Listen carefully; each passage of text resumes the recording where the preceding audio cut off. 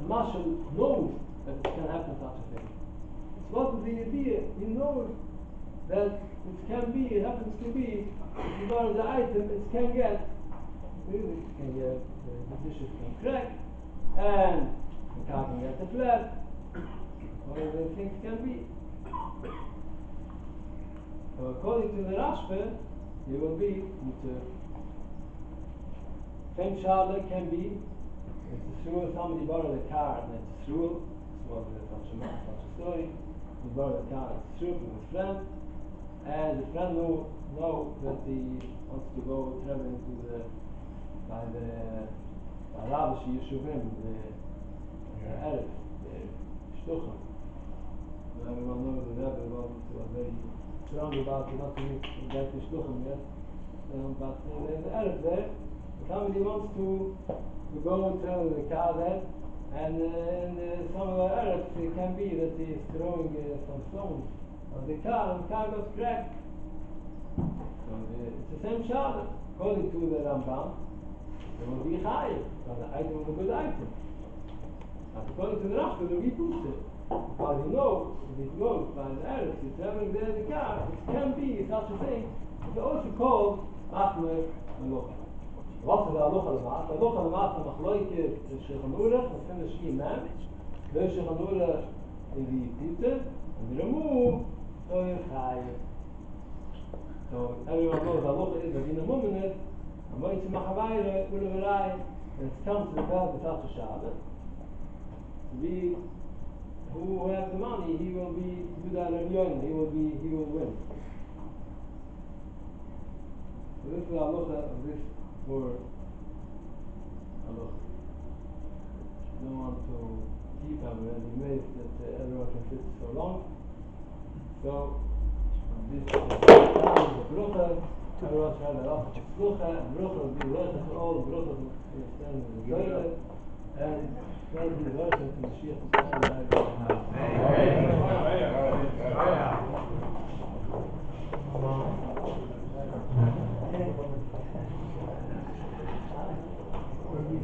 Thank you very much. Now we have Rabbi Zalman Rader, the Shliach in Chabad Yamar, who's going to share with us words of Torah. Thank you very much.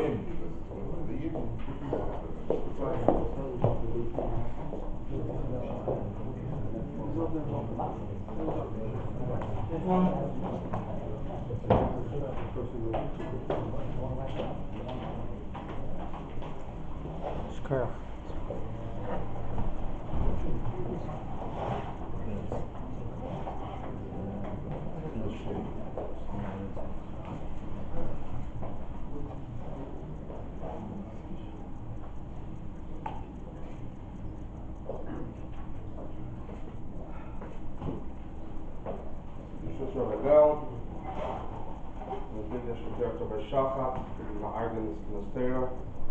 In general, the whole Yagdil Torah that goes on over here, all the people involved in Yagdil Torah and big Torah. So the Rabbanim spoke in Yoni Halacha, and we speak something more simple in Yoni Haggadah regarding Shavuos, regarding Matan Torah. There's a famous Gemara which everyone is familiar with, the Shabbos, Daf Pei Ches Amud Aleph. The Gemara quotes the pasuk, "Vayisyatzvu b'sachar sahar," that the Jewish people stood at the foot of the mountain, on the foot of Har Sinai.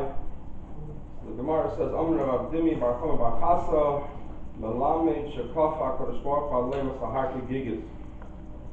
So Rav Dimi bar Chama bar Chasa said, this teaches us that Hashem held the mountain over them like a barrel. And he said to them, if you accept the Torah Mutut, is good. And if not, Sham Tehei Kurasem. That is where your grave will be. In other words, because the Gemara's Medaik in the Pasuk, it says, Bisach Tisahar, in the foot of the mountain, wasn't just they were standing next to it, but rather underneath it. And therefore, literally, Hashem held the mountain over them and coerced them and forced them to accept the Torah. So Tosfos immediately asks the obvious question, which is that we all know, every child in kindergarten knows, that in the prelude to Matan Torah, when the Yidden offered the Torah, what did they say? What was their response? Nasa v'nishma. We will do, we will listen. The Gemara goes on to say, on that very same moment, the Gemara discusses Nasa v'nishma, how we emulated the Malachim, every Yid got 2 crowns of hay.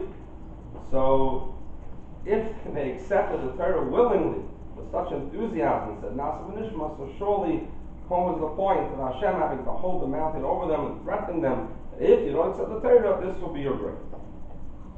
So that is the question of Tesis, and the obvious question which many have asked. And this is a question which has many, many answers. Many have discussed it in many various ways. I'm going to work through some of the classic answers, and then we'll see a little bit of Yechidus and what the Rebbe has to say about it. So Tesis himself answers in a straightforward manner that being the Monnteira, there was an Ishak Vela, there was the great fire. We all heard on Shavuos the description of how the mountain was burning with fire and smoke. So therefore, and as they were experiencing the words of Hashem and Yasin Ishmasan, so therefore there was a tremendous terror of what's awaiting us with this Torah. So therefore, they may have had a feeling that we regret, we want to go back, chayzin, we want to retract. So therefore, in order they should not be able to retract in any way, Hashem held them out and said, there's nowhere to run, nowhere to hide. You're going to accept the Torah whether you like it or not. That's the case with that. Another answer, which is given in the Medrash Tanchuma, is that when the Yidden said Nasa v'nishma, that was concerning Torah Sheviksav. However, Kaf Aleim, the fact that Hashem had to force them, this is regarding Torah Shabbat Peh. So just to elucidate a little bit, the way the Mepharshim understand the Medrash is that Torah Shabbat is fairly straightforward, it's not so complicated, it's not so difficult. Once you get into Torah Shabbat Peh requires tremendous harabanya and effort and tsar and miyut shina. It's a whole different ballgame. It's much more complicated, much more complex, and it's much more taxing. So therefore, they were hesitant and reticent as far as accepting Torah Shabbat Peh. So therefore, Hashem had to push them to have a full kabbalah. Interesting, some note that this Gemara is quoted also in another place in Avodah Zarah, that base on a base. And there's a tiny Shinei Hagirsa over there, where the Gemara says, in Avodah Zarah, the Girsa is Im Atem Mekalim Es HaTorah. That's the word Es. It doesn't say that in Masechet Shabbos. So what's the difference? It says Es HaTorah. What's the Chilukei Girsa? So there's a Gemara in Psach and Daf Beis. The Gemara says over there, it's a pasuk Es Hashem Elokecha Tira. You have to fear Hashem. Why say Es Hashem Elokecha Tira? As the rabbis, it comes to include that has to be a certain respect and awe for a Talmud Chacham. So therefore, the Girsa Im Atem Mekalim Es HaTorah. The whole reason Hashem is holding the mountain over them is for Torah Shabbat Peh, which is the domain of the Chacham, Chazal, etc., etc. So therefore, this backs up the Medrash. The whole concern was for Torah Shabbat Peh. Es HaTorah, Es the rabbis, Chacham. So that's the Medrash Tanchuma. Marshal gives an answer, Al-Asar, that the fact that it said Nasa v'nishma is very nice, but Nasa v'nishma is not really a Kabbalah Gemara. It's not a complete acceptance. A complete acceptance means there's a Krisis Bris, there's a covenant, there's a Shvuah. And Nasa v'nishma is very sweet and nice, but it lacks a certain power, a certain solidity, and therefore, once Hashem did Kaf Aleim, he held the mountain over them, so that really elevated it to a Kabbalah Gemara. Another answer, I'm reminded that for those who were in 770 in the Kינוס Torah back in the day, so one of the speakers was Rabbi Zalman Jaffe from Manchester. He always said a few words on a lighter note. My Zeta related that he used to come to Shuas, to Farang. One time the Rebbe gave a Rashi Sikh, I think it was on Parshas Nasa, and the Rebbe asked many questions. But one question after another. And the Rebbe turned around to Zalman Jaffe and said, "No, before Shilas." So he stood up, and said, "Zimtzen." So my Zeta was sitting next to him, he said, the Rebbe started laughing. I think the Rebbe asked that occasion out 20 questions in the Rashi. So we're not going to do 20 answers to the questions, don't worry. We'll let you out on time. There's another answer the Sfas Emes gives, the Sasana says that the Yidden, when they said Nasa v'Nishma, they accepted the Torah. However, there was one thing they didn't want to accept, which was that there's three Averas, three cardinal sins, which Yeharei v'al Yavra. The person has to be ready to be Mesa Nefesh, to give up their life, which is Avodah Zarah, idolatry, Gilai Reis, forbidden relationships, and Shvichas Dam, and murder. Literally, you have to be ready to give up your life. This, the Yidden were hesitant. They didn't want to give it. That's a big stage, to be ready to give up your life to Mesa Nefesh of these mitzvahs. So from those, specifically, Hashem held the mountain over them and forced them, so to speak, and then they were ready to give up their life as well. The Hafla in Sefek Subas gives two answers. One answer that he gives is that when you have Chaverim, let's say, two friends, so one asks the other, please do something for me. So the person does it, they're happy to fulfill the ruts and the will of the other. But generally, when dealing with friends, you don't impose on somebody else. You don't force them, you don't coerce them. If you want to do it for you. If you don't know, then he says there's a different type of relationship, a much deeper sort of love, which exists, let's say, between a father and son. He calls it an Ava Atzmis, a real, essential, internal love. And sometimes the father wants the son to do something for him. He doesn't just say, can you do it? If you, yeah, and if not, no. But rather, sometimes he'll actually force the child to do something which the child does not want to do. You really feel like not in the mood, not up to it at all. And the father will make him do it, not because he wants to make his life miserable, but rather because it's something which essentially is good for the child. And out of love for them, he'll make them do it. Eventually, one day, maybe they'll appreciate why the father made them do it. So similarly, when the Eibishter held the mountain over us like a barrel, the Eibishter wanted to display that the love that I have for you is like Avas ha'Avla Ben. It's a real essential love. And sometimes they're going to make you do things which you don't feel like doing, you don't necessarily want to do. But trust me, it's for your own good. And he did that specifically with the Torah to show that sometimes it's really tough to keep the Torah. But you should know it's really, really for your good. And therefore he did the act of Kaf Halem. It reminds me of a story. I was one time in the airport in Heathrow Airport on my way to Yeshiva in Eretz Yisrael. So sitting there in the lounge, so I met a guy, some people in Eretz Yisrael, we started talking, schmoozing. So he told me he's from California, and he said, you're Lubavitch? I said, yes. He said, let me tell you a story that happened with the Rebbe. What's the story? Many, many years prior, it was not religious, and someone was going to the Rebbe, he got schlepped along, or a relative of his. So the guy, he was going to a Chiddush. The guy offered him to come to Chiddush. Okay, he wasn't religious, so he knew it's an opportunity. He had to write it something. What did he write to the Rebbe? He was going to start thinking about these great existential questions.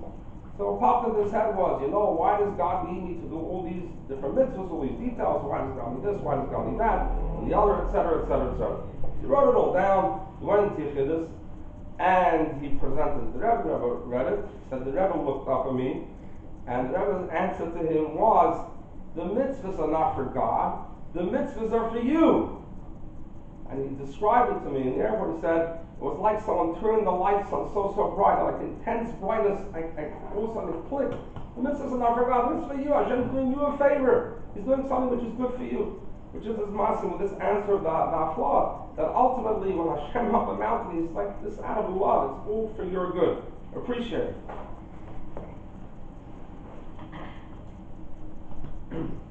Another answer to our flog is, if you look in the Seder Psukim, which you read on Shavuos, when the Yidden said Nasa v'Nishma, it didn't come in a vacuum. It's in response. The previous pasuk says, if you'll listen to my voice, keep my covenant, then you'll be a precious treasure to me for all the nations. Oh, the Yidden heard this, we're going to be so special, elevated, Nasa v'Nishma. So therefore, in other words, our whole acceptance was like Amanas Makal Pras. If we do this, we're going to get something in return. So therefore, in other words, it was an acceptance, true, but it was all in order to get something back. Hashem wanted to elevate us to the status of Shalai Amanas Makal Pras. That's the ultimate way to serve Hashem. So therefore, he held the mountain over us, and now it doesn't look so great, it's not so exciting, it's in good coercion even, and therefore we're of an elevated status. Another answer, which is brought in various Mefarshim, and we all know from studying Tanya, that the great importance of Ava v'Yira in Avodas Hashem. Tani Perek it speaks how Ava is the Sheish Ur Machnas Aseh, and the Yiras Hashem, to have all Hashem, two types of Yira, whether it's Yira Limrei, the fear of rebelling against Hashem, of the consequences, or a greater, deeper Yira, embarrassment or shame. So that is the Sheish, that is the root of all mitzvahs Leisasa, the negative commandments. So in other words, this is integral to the fulfillment of mitzvahs. You have to have Ava, you also have to have Yira. And especially the Hatzer, since many Prakim discussing these concepts of Ava and Yira, quoted from Chaim Vital about the whole idea of the Ava and Yira, the Godfin, which elevate all our mitzvahs on high. So therefore, the fact that you get into Nasa v'Nishma, that is all an act of Ava, which is wonderful and beautiful and very, very required. But at the same time, in order to inspire mitzvahs in the proper fashion, you also need an element of Yira. So therefore, the Kaf Aleim Haki Gigis, the holding them out and over them, was to inspire this concept of Yira. Now, we're good to go as far as Yiras Hashem is concerned. So we have both concepts. Another answer, which is brought by the Maharal of Prague in numerous places, is based on the Gemara in Kedushin. Gemara Kedushin, Daf Lamed Aleph, the very famous story which everybody knows about the Sugi is all about Kibbutz Av. So everyone knows the story of Dama ben Sina, the non-Jew who honored his father. Chacham was looking to buy precious stones to Ephraim. He was ready to sell, but his father was sleeping on the key, so he didn't sell. The next year, what happened? A Paradum was born to him, and he only wanted to take the money that he would have got for selling the precious stones. At the end of that Gemara, the Gemara says that Amar Rav Chanina comes along and says, you have somebody, someone who's not commanded in Kibbutz Av, look at the reward that he got. Incredible reward in Kibbutz Av. Therefore, someone who's actually commanded in Kibbutz Av, lachas kama v'kama. And the Gemara goes on to say, Rav Chanina has a famous shita, a famous thing. It's much greater to be commanded and fulfilled than someone she'einu mitzvah who is not commanded. So in other words, this is very interesting. What's the svar? What's the logic over here? Normally, if I say to you, if I were to ask you to do something voluntarily or to do something out of duty and obligation, where do you deserve more credit? The instinctive answer is when you volunteer. You didn't have to do it. You went out of your way. You do it. That's incredible. The fact that you have to do something out of duty, no one's going to commend you. However, Chanina says exactly the opposite. So what's the source? There are many ways of understanding it. Tesis, for example, says that a person, when you have to do something, you're very tired, you're very bothered, it's tsar, maybe a little bit of anxiety, whatever it may be. But one of the answers is, a very interesting way of looking at it is, that if somebody does something voluntarily, what does that mean? I mean, it's a nice thing. If you do it, good. What happens if you're not in the mood of volunteering this week? So you call up and say, I can't come this week, sorry, put down the phone, and nothing happens, life goes on. In other words, as long as something is voluntary, so then it can't be that important because you can always back out. But if something is obligatory, it's compulsory, it's a must, it's mitzvah, there's no way you can put down the phone. You can wake up at 2 a.m. You're not going to change the diaper, you're not going to feed them. Sorry, and no opt-out. You have to do it whether you're in the mood, you're not in the mood, it's a must. So therefore, in reality, the fact that something is mitzvah and it's commanded shows how imperative it is, how important it is, how absolutely it's so required. There's no way it cannot be performed. So therefore, if you apply that to giving of the Torah, the Yidden said Nasa v'Nishma. So very nice, we'll do it, we're committed, very nice. All that was in a voluntary capacity. That means we're committed to Torah, but you know something, in the works of the snowstorm, you're not going to meet. We're not going to show up. Fine. Our heart is in a good place, but it's volunteers. So Hashem said, no, you don't understand what's going on. This is mitzvah, this is must. This is the whole purpose of creating the world. Base ratios, as the Gemara on that Amud goes on to say, Eretz Yarav Shakata, the earth was afraid. Why? Because Hashem made a condition with Ma'aseh Bereshis, and he said, if the Yid only accept the Torah, Yom HaShishi, the 6th day of Sivan in the future, good. If not, the world's going to go back to the Torah of Leah. Till we didn't accept the Torah, the world was nervous, the earth was nervous. So therefore, the point is that Hashem had to hold the mountain over them to show them this is not something optional. This is not something, if you're in the mood, you do it. If you're not in the mood, It's okay, it's fine, no worries, I'll get somebody else. It's so imperative, it's so important, it's a must, it's two ways. So that's a very interesting and good hasbara.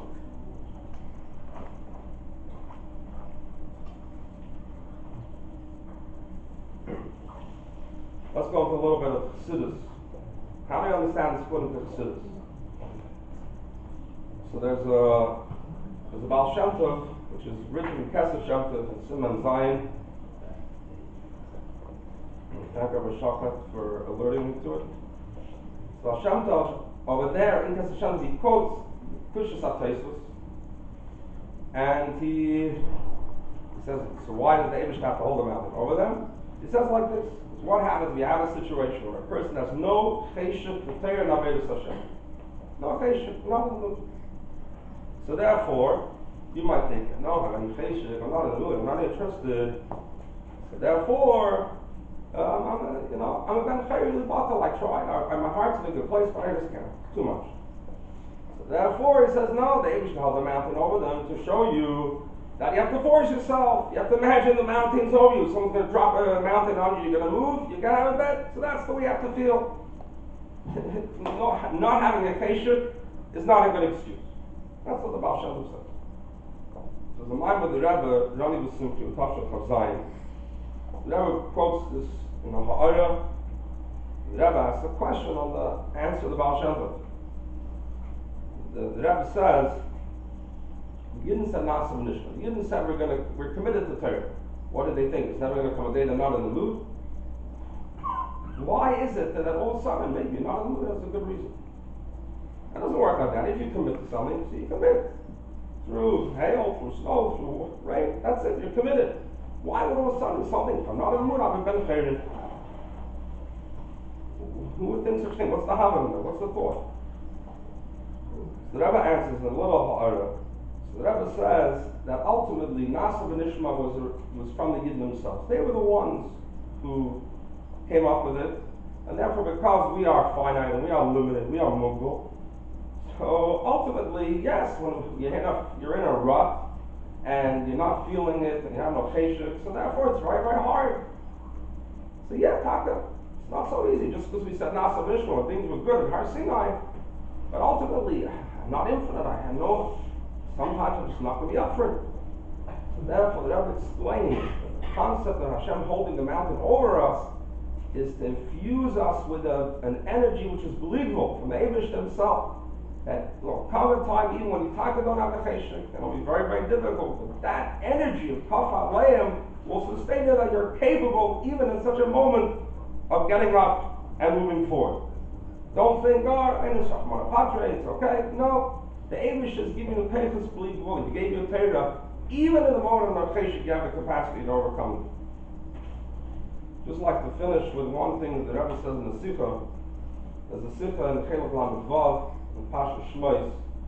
The second Sikha, the Rebbe is discussing over there the episode of Moshe Rabbeinu at the sneh, at the burning bush, and essentially. The Eibush that tells Moshe Rabbeinu, "V'tziachas am Mitzrayim," will take the people out of Mitzrayim. Tavdunas alekim al harzeh. You'll serve Hashem on this mountain. And Rashi explains that essentially, the Eibush is answering the question: what merit the Jewish people have to be redeemed? They were devoid of merit. So the merit is that they're going to receive the Torah later on. So essentially, the question of the Rebbe Simcha is happy to have a schus that's going to be later on. Right now, they're standing in Mitzrayim. What merit do they have? Later on, they're going to do something. Where do you find such a concept? That later on, there's going to be, and therefore, based on that, you have a merit right now. It's a long arikas from the Sikha, but essentially, the concept is the Rebbe fears that immediately, when Moshe Rabbeinu got back already to Mitzrayim, the Yidden were already told about Tavlis Elokim Al Harazeh, and they're going to go out to Mitzrayim in order to serve Hashem. And their reaction was incredible. They were very, very aroused. They were very excited, had a tremendous desire, a want to go and receive the Torah, but not merely just to go and accept the Torah, but rather, as the Rebbe fears, the Tavdun, the idea that they're going to be an Ever, they're going to be Meshuva, they're going to be subjugated to become a servant of Hashem. That is something they genuinely desired and wanted. And being that that's the case, that alone, the merit they had in the ship, while they were still in Mitzrayim, in the height of the zenith of what they were experiencing with the Egyptian persecution. They already desired to be under Hashem's subjugation, so that already was a source which stood for them. The Rebbe discusses it a lot. At the end of the Sikha, the Rebbe brings out, so if the Jewish people they had this desire for the 10 months of all the Makkos, and you can imagine as they left Mitzrayim, the anticipation grew and grew and grew. And then finally came Matan and they said, Nasa V'nishmas, the absolute peak of excitement and genuine desire. So what do you need now? Kaf Aleim Hagigigis. Why do you need now Hashem to coerce them? These guys really want, this is all they want, to be your servants. They want nothing else. So why Kaf Aleim? So this Rebbe says, brings the mashal, that can have a servant of a king, who the servant desires to serve the king and to be there for the king and to be on his beck and call in any way, shape, or form. However, ultimately, at the end of the day, it's all the desire of the servant. The servant wants to serve. Lashon HaChassidus, Yesh Mishayev. There is someone, he hasn't lost his complete identity. It's bittul, he's nullified, he's subjugated, he's subservient, but he still exists. However, when Hashem once the Yidden did everything they could possibly on their own and express the desire, and in actuality, to be servants of Hashem. So then Hashem gave them the ultimate gift, and that is that the greatest form of obedience is when the king imposes on you. That is the total bittul, ultimate sacrifice, ultimate nullification, when it's imposed on you with no say of yours whatsoever. The Rebbe actually, in the Hara and the Sikha, the Rebbe points out that when you look at the Dinim of Avodim, there's an Evet Shemakru Bezdin, an Evet Shemacha Atzmai. The greatest subjugation is when the Evet Shemakru Bezdin. It doesn't come from him, the Abbas doesn't come from him himself. So therefore, the way the Rebbe looks at it, the Kaf Halayim Hagevigas is essentially giving us the greatest level of bittul, total nullification possible to be Avodim of Hashem. The Rebbe concludes the Sikha over there, that the same way it was in the Yetzias Mitzrayim, that this tremendous desire brought them to this level, which ultimately Hashem crowned by giving them the ultimate level of bittul. So to will be, in order to merit Mashiach, we have to do everything that we can to desire, to genuinely desire the coming of Mashiach. Not just the Mashiach should come and should be good, but especially Teirasi Shal Mashiach, which Teirasi Shal Mashiach, and then we'll merit the ultimate bittul. The Rebbe, the Mashiach will teach everyone the Torah, from here of Yameinu, Mamash. Thank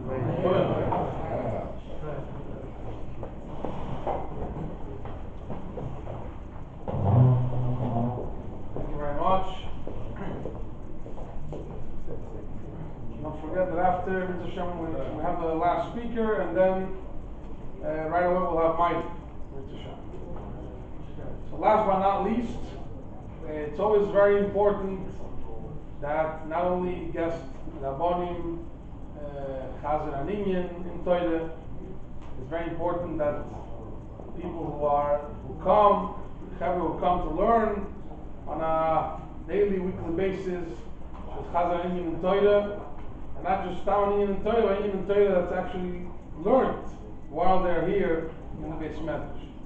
So I'd like to invite Rav David Sapochnik to say a few words of Torah.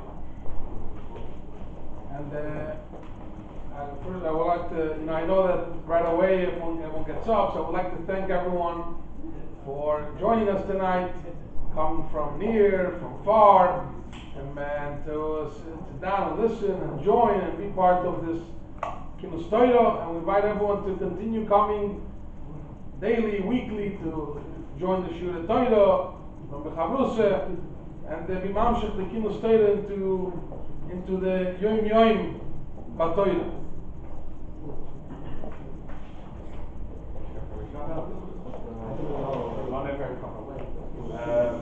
Speaking in front of a crowd is definitely not something I do very often. Everyone, I'm sure, knows the joke story about the last speaker. I don't think everyone here is giving a shir after me, so I appreciate you staying all the way to the end. Like Rabbi Shachat said, I'm going to be speaking about something which I, in fact, learned in this very room with two different kavrusas over several months. It's the Sikha in Yom Shataris, which most people have probably heard of. Not sure if everybody learned it. I know that before this year, where I finally learned it, I picked it up many times and started it, because in Yom Shataris, how could it be? I almost felt cheated How can it be I went through so many years of yeshiva and the Yanash Chassidus, the essence of what Chassidus is, was never taught her. But then I thought to myself, when I heard about Klal Shas, I felt the same thing, and to this day I never learned it. Okay, there's the Klalim, but Pal learning the Chassidus itself is what's important. The Yanash Chassidus will give us though a little bit of a grounding picture of what Chassidus is. Anyway, so I'll jump right into it. I love the beginning of it. The Chassidus gives the Rebbe gives several things which Chassidus affected the world. Right? Chassidus was only revealed to us 300 years ago. So there must be a reason why it was revealed. The Rebbe says that the world, as is known, was in a state of hisalfus. The world was like in a coma, if you want to translate it that way. And then Chassidus came and woke us up. And several other reasons why Chassidus was revealed now. But then the Rebbe says that there must be an essential reason. There must be an essence of Chassidus that causes all these other things. In other words, Chassidus must have a specific meaning, and because of that specific meaning, all these other things are caused. And I love this part where the Rebbe says, for example, says a story that there were people going on a train, I imagine in Russia, and all of them were saying how this capitalism is better, socialism is better. Everyone was arguing how certain rules, certain ways that people organize themselves are the best. And those arguments, as we all know, continue to this day. They're all healthy and well. And the Friedrich Rebbe explained that it's true that there's something good in every single one of these theories, because the Torah's outlook is manifest in each one of these theories in a different way. So socialism has some good things about it, capitalism might have some good things about it. We have to remember that essentially the good is what comes from Torah. That's just how the Rebbe throws us right into realizing that everything has a source. The Rebbe says that in order to explain the source of Chassidus, the Rebbe chooses one part of Torah, and the Rebbe says, let's look at one part of Torah. Let's look at Pshat, Rebbe's Durstoy, which are the other four parts of Chassidus. Then let's look at the way Chassidus explains this part of Torah, and through that we'll be able to see how Chassidus in fact adds something new to the other four parts of Torah, and through that we will see that Chassidus is not just another explanation of Torah, but rather it is the essence of the other four ways of Torah. It adds something to the other four parts of Torah. The Rebbe goes on to give an example of oil. We know that Chassidus is called oil, which is very interesting. That oil, we know, what's the first thing we think about oil in relationship to other liquids? Everyone knows that oil floats above other liquids. Oil is separate. But in fact, if you look in halacha, there's many halachas which point out the opposite element of oil, which is in fact, in Smicha it's spoken about at length, that oil in fact permeates everything. Oil is the opposite. We know anything which is shaman, anything which has shuman, anything which has fatty oil. So let's say a fatty piece of meat touches bread, let's say. So let's say the entire bread would be considered fleshik. Don't quote me on this, I haven't been in a long time. But that's the concept, right? Whereas if it's something which is, let's say, maybe a dry piece of chicken, maybe it's not considered oily. Again, don't quote me. In Bikin. What? In Bikin. Okay. That it wouldn't consider to permeate the entire other food. Okay, so we have this idea that you have in fact two opposites. Chassidus is the same. On the one hand, Chassidus permeates all other parts of Torah. On the other hand, Chassidus is obviously separated from all other parts of Torah. And when I was learning this for my second round, I don't know if my Cruz is here right now. He wanted to understand this a little bit better. So I think he reached out to Rabbi New. I hope I'm quoting him correctly. And he said an example of this, which we have with the science of today, is the idea of an atom. An atom is obviously the building block of everything, right? So in fact, it's in everything. Yet you can never point to something and say that is an atom. It doesn't make sense. This is not an atom. This is a seltzer bottle. It has atoms in it, but since the seltzer bottle has other elements to it as well, you cannot call it an atom. Chassidus, in a way, pointed at it as the same thing. Chassidus will illuminate all parts of Torah.